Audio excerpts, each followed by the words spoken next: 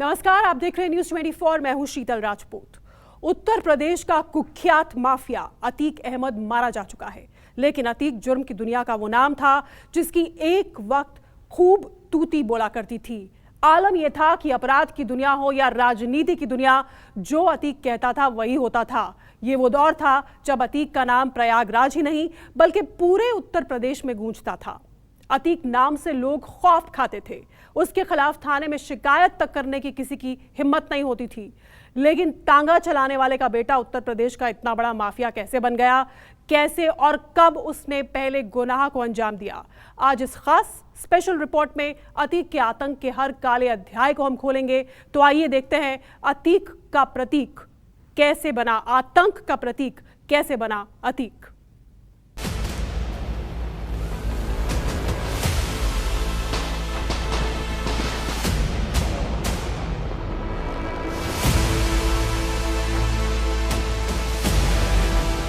तांगा चलाने वाले का बेटा कैसे बना यूपी का माफिया।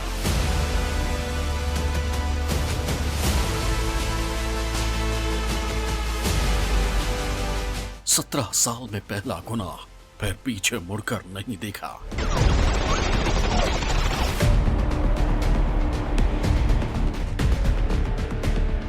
सौ से ज्यादा अतीक पर केस, जराइम की दुनिया का फेस।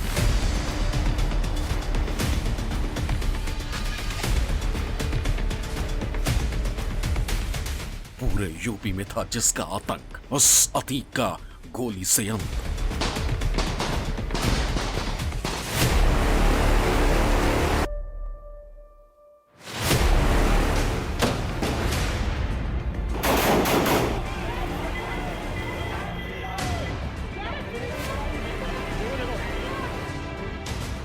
और इस तरह शनिवार की रात यूपी के माफिया अतीक अहमद का अंत हो गया। अतीक के साथ उसका भाई अशरफ भी मारा गया। मौके से हमलावरों को गिरफ्तार कर लिया गया। लेकिन आज हम आपको इस खास पेशकश में उस अतीक के बारे में बताएंगे जो एक आम तांगे वाले के बेटे से यूपी का सबसे बड़ा माफिया बन गया था, जिसकी कही हर बात पत्थर की लकीर हुआ करती थी, जिसने अपने गुनाहों से प्रयागराज ही नहीं पूरे यूपी में अपनी दहशत कायम कर रखी थी।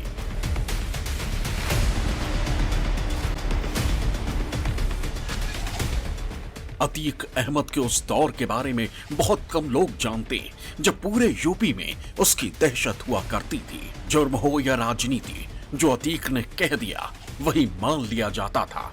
आज हम आपको अतीक के उसी अतीत में लेकर चलेंगे।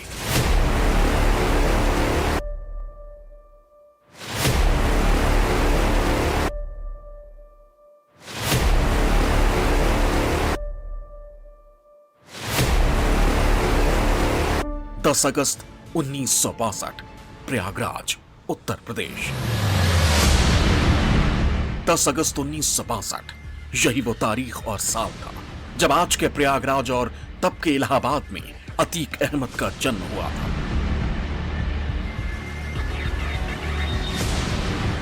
अतीक के पिता फिरोज अहमद तांगा चलाकर परिवार चलाते थे। तांगा चलाने से कमाई कोई खास नहीं होती थी, इसीलिए अतीक घर के पास में स्थित एक स्कूल में पढ़ने लगा। लेकिन अतीक का मन पढ़ाई में नहीं लगता था। यही वजह रही कि 10वीं में पहुंचा तो फेल हो गया।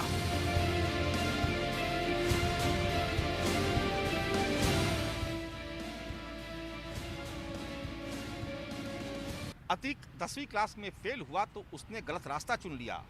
जी हाँ, वो बहुत कम उम्र में ही इलाके के बदमाशों की संगत में आ गया था।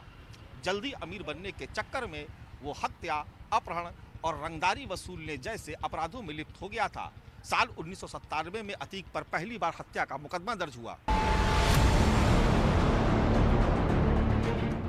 ये वो दौर था जब इलाहाबाद के पुराने शहर में चांद बाबा का खौफ हुआ करता था। चांद बाबा इलाहाबाद का बड़ा गुंडा माना जाता था। चांद बाबा के आतंक से आम लोग तो क्या, पुलिस और राजनेता हर कोई उससे खौफ खाता था। अतीक अहमद ने इसका फायदा उठाया। उसने पुलिस और नेताओं से साठगांठ की और कुछ ही सालों में वो चांद बाबा से भी बड़ा बदमाश बन गया। जिस पुलिस ने अतीक को शह दे रखी थी, अब वही उसकी आंख की किरकिरी बन गया।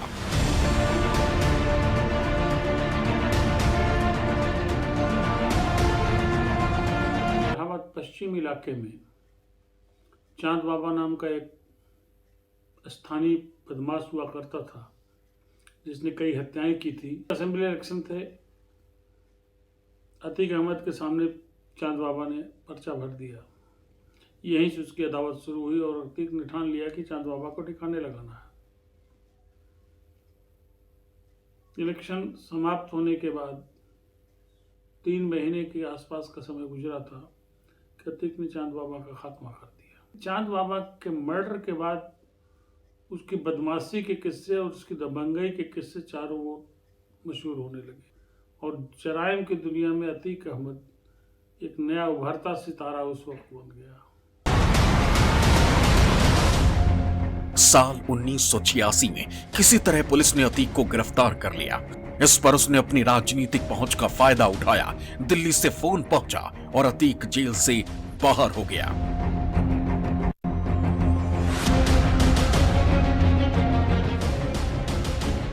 अतीक की राजनीति में एंट्री। जेल से छूटने के बाद अतीक ने साल 1989 में राजनीति में कदम रखा। इलाहाबाद शहर पश्चिमी सीट से विधानसभा चुनाव लड़ने का ऐलान कर दिया। यहां उसका सीधा मुकाबला चांद बाबा से था। दोनों के बीच गैंगवार शुरू हो गई। अतीक के दहशत से पूरा इलाहाबाद कांपता था। कब्जा, लूट, छिनैती, हत्या, ये सब उसके लिए आम सा हो गया।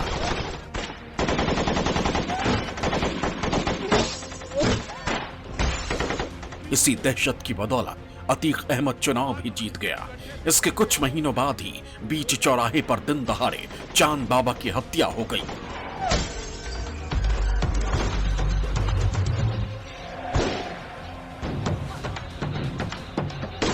चांद बाबा मारा गया तो इलाहाबाद ही नहीं, पूरे पूर्वांचल में अपराध की दुनिया में अतीक अहमद का सिक्का चलने लगा।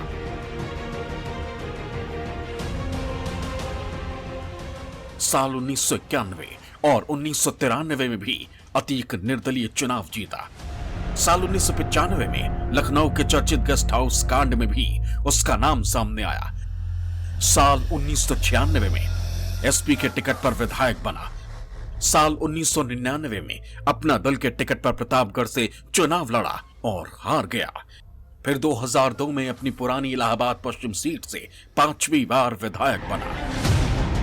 8 अगस्त 2002 की बात है। तब सूबे में बीएसपी की सरकार थी और मायावती मुख्यमंत्री थी। तब अतीक को किसी मामले में पुलिस ने पकड़ा था और उसे जेल भेज दिया गया था। पेशी के लिए 8 अगस्त को उसे कोर्ट लाया जा रहा था। इसी बीच उस पर गोलियों और बम से हमला हो गया। इसमें अतीक घायल हो गया, लेकिन उसकी जान बच गई। तब अतीक ने बीएसपी सुप्रीमो और तत्कालीन मुख्यमंत्री मायावती पर आरोप लगाया था कि वो उसे मरवाना चाहती हैं। अतीक अहमद धीरे धीरे आतंक का पर्याय बन चुका था। उसकी दहशत इतनी ज्यादा थी कि न सिर्फ आम लोग बल्कि राजनीतिक हस्तियां भी उससे परेशान होने लगी थी। उसका खौफ इस कदर था कि शहर पश्चिम की सीट पर अतीक अहमद के खिलाफ कोई भी चुनावी मैदान में उतरना नहीं चाहता था। साल 2004 के लोकसभा चुनाव में अतीक अहमद फूलपुर सीट से समाजवादी पार्टी के टिकट पर चुनाव जीत गया। उस वक्त वो इलाहाबाद पश्चिम सीट से विधायक था। इस सीट से अब वो अपने छोटे भाई अशरफ को चुनाव लड़ाने की तैयारी करने लगा। उधर गेस्ट हाउस कांड में अतीक अहमद का नाम भी सामने आया। वैसे तो वक्त के साथ साथ मायावती ने इस कांड में शामिल कई लोगों को तो माफ कर दिया, लेकिन अतीक को नहीं। सत्ता में आते ही मायावती ने अतीक और उसके करीबियों पर शिकंजा कसना शुरू कर दिया। मायावती की सरकार के दौरान अतीक जेल में ही रहा, लेकिन अतीक ने अपनी राजनीतिक पकड़ बरकरार रखी।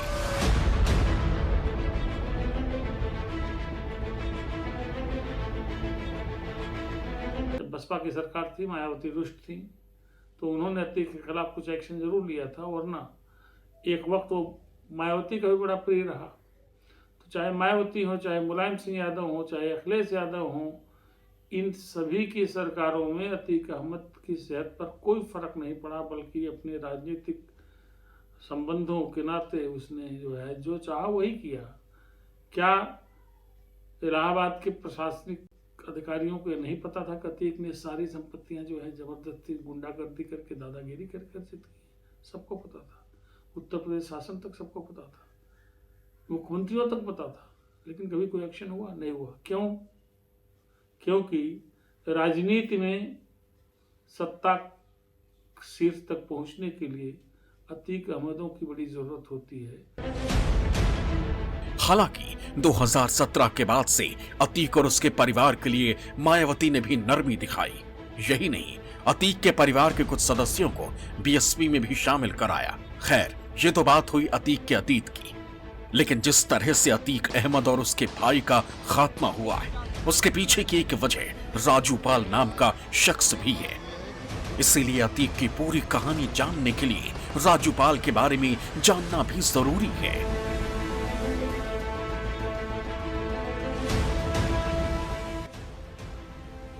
राजूपाल धूमनगंज थाने का हिस्ट्री शीटर था। राजूपाल ने साल 2002 में राजनीति में एंट्री की। राजूपाल बीएसपी के लिए प्रचार करने लगा था। 2004 में अतीक के भाई के खिलाफ चुनाव लड़ा। चुनाव में राजूपाल जीतकर विधायक बना। 15 जनवरी 2005 को पूजापाल से राजू ने शादी की। 25 जनवरी 2005 को राजूपाल की हत्या हुई। राजूपाल की हत्या का आरोप अतीक पर लगा था। राजूपाल भी इलाहाबाद शहर पश्चिमी का ही रहने वाला था। कहा जाता है कि उस वक्त राजू पर भी लूट, छिनैती जैसी घटनाओं में शामिल होने का आरोप लगता था। कहा तो ये भी जाता है कि वो एक समय अतीक अहमद का खास था, लेकिन बाद में दोनों के बीच खटपट हो गई। साल 2002 में राजू ने भी राजनीति में एंट्री कर ली। इसके बाद से दोनों के बीच दुश्मनी शुरू हो गई। 2004 में जब अतीक अहमद फूलपुर से सांसद बन गया तो इलाहाबाद शहर पश्चिमी सीट से उसके छोटे भाई अशरफ ने चुनाव लड़ा। अशरफ के खिलाफ बीएसपी ने राजूपाल को टिकट दे दिया, जिसमें राजूपाल को जीत मिली। विधायक बनने के 3 महीने बाद 15 जनवरी 2005 को राजूपाल ने पूजापाल से शादी कर ली। शादी के ठीक 10 दिन बाद यानी 25 जनवरी 2005 को राजूपाल की दिन दहाड़े हत्या कर दी गई। इस हत्याकांड में अतीक अहमद और उसके भाई अशरफ का नाम सामने आया।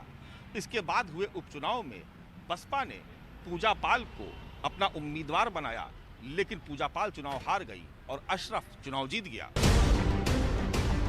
हालांकि 2007 में हुए चुनाव में पूजापाल जीत गई। साल 2007 तक अतीक आजाद था। तब सरकार समाजवादी पार्टी की थी, लेकिन इसके बाद से उसका बुरा वक्त शुरू हो गया। साल 2007 में मायावती सत्ता में आ गई। सत्ता जाते ही समाजवादी पार्टी ने अतीक को पार्टी से बाहर निकाल दिया। उधर मायावती ने ऑपरेशन अतीक शुरू किया। 20,000 का इनाम रखकर अतीक को मोस्ट वांटेड घोषित किया गया।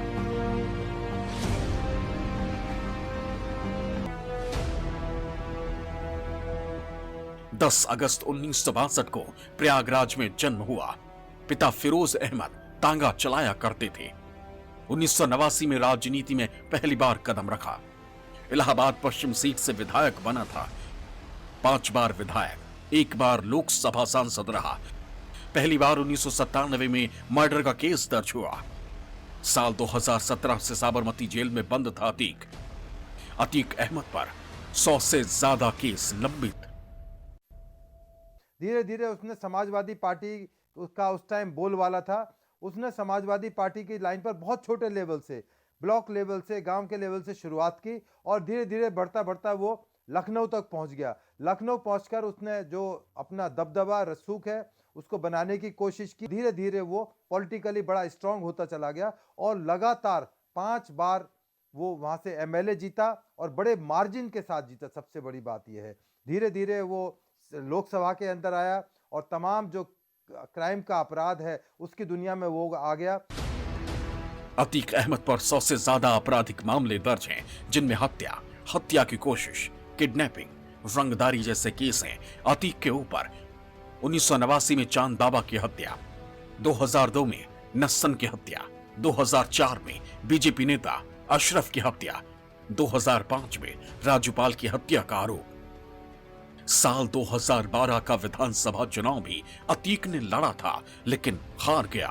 उसे राजूपाल की पत्नी पूजापाल ने हरा दिया था।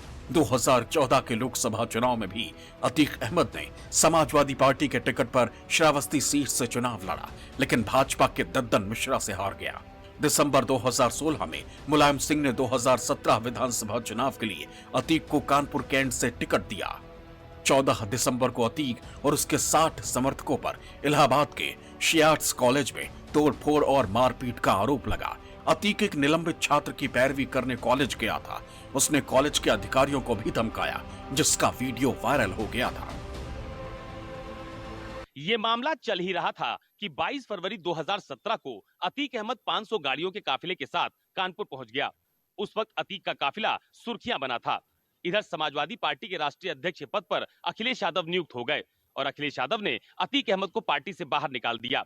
वहीं दूसरी तरफ शियाट्स कॉलेज के मामले में कोर्ट ने अतीक अहमद को गिरफ्तार करने का आदेश दे दिया और 22 दिसंबर साल 2017 को अतीक अहमद को गिरफ्तार कर लिया गया। हाई कोर्ट ने सारे मामलों में अतीक अहमद की जमानत कैंसिल कर दी। इसके बाद से अतीक जेल में ही था। योगी आदित्यनाथ के यूपी के सीएम बनते ही अतीक के खिलाफ कई मामलों की जांच शुरू हो गई। इसके बाद से लेकर अब तक अतीक की 1600 करोड़ रुपए से ज्यादा की गैर कानूनी संपत्तियों पर बुलडोजर चल चुका है। राजूपाल मर्डर केस के अहम गवाह उमेश पाल और उनके 2 सिक्योरिटी गार्ड की 24 फरवरी 2023 को हत्या कर दी गई थी। इस हत्याकांड में शूटर्स के साथ अतीक अहमद का बेटा असद भी शामिल था। यूपी पुलिस ने पहले 2 शूटर्स को एनकाउंटर में ढेर किया। इसके बाद 13 अप्रैल को अतीक अहमद का बेटा असद और उसका गनर मोहम्मद गुलाम एनकाउंटर में मारे गए और अब अतीक के साथ साथ उसका भाई भी खत्म हो चुका है।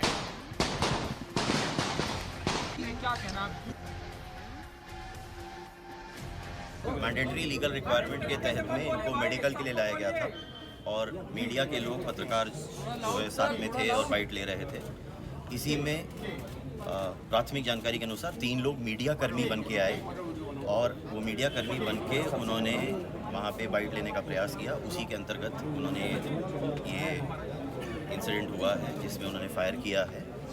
इसमें 3 लोगों को भी पकड़ा गया है, उनसे पूछताछ अभी हम कर रहे हैं और इसमें इनकी अतीक और अशरफ की डेथ हुई है। अभी मैं उनसे लोग पकड़े गए हैं, कुछ असला उनके पास से मिला है। अभी उनसे डिटेल्ड इंटेरोगेशन किया जा रहा है। तो at this stage it is too premature to say anything. उनसे डिटेल्ड इंटेरोगेशन के बाद में मैं आपको और चीजें जुर्म की जिस दुनिया में अतीक अहमद उतरा था, उस दुनिया में उसका परिवार ही खत्म हो गया। उमेश पाल हत्याकांड के बाद से अतीक की पत्नी फरार है। 2 बेटे जेल में बंद हैं, जबकि एक बेटा असद पुलिस के साथ एनकाउंटर में मारा गया। वहीं अतीक और उसके भाई अरशद की शनिवार को गोली मारकर हत्या कर दी गई। अतीक ने करीब 4 दशक तक जिस तरह अपनी दहशत बनाकर रखी थी, आखिरकार उसका अंत एक गोली से हो गया। प्रयागराज से मानस श्रीवास्तव के साथ अशोक तिवारी, न्यूज़ 24।